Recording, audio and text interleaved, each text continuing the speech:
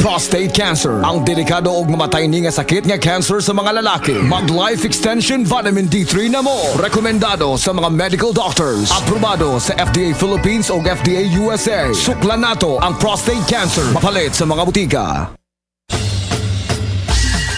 Karong panahuna, kinahanglan gayud natong magkugi aron makasugakod sa pagpanginabuhi. Tungod sa sobrang kakapoy, isip usa ka driver si Joseph Dodong Buntag nigamit sa Paragis Bila-Bila Herbal Oil ug iyang gihamplas sa iyang nagbinuhod nga tiil ug maayo na ang iyang gibati karon. Usay mong kasinatian, sir? Patinood lang yun, ako biyahe-biyahe dyan ko kay ako nagtrabaho sa Video Network Bank messenger ko. Biyahe ko mati ito tagom. Kada adlaw yun na. Sa panahon nga ulan, init, masugatan ako, maminhod akong kalawasan, akong tiil kay tungod lagi ning ula itong masugatan, biyahe mati ito tagom. Pag uli na ko sa balay, mao na akong ginagamit yun, nga haplas, nga bila-bila, kaloy sa Dios mawala gid akong paminod sa akong kalawasan.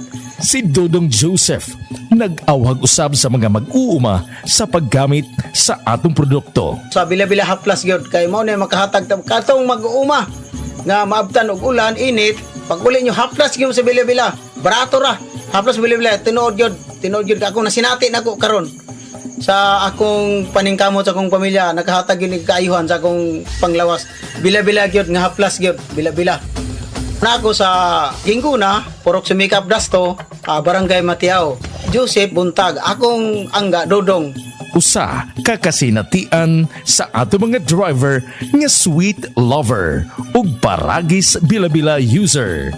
Mas nindot mga kaparagis nga isabay ninyo ang Paragis Bila-Bila Herbal Coffee aron ang inyong energy permanente.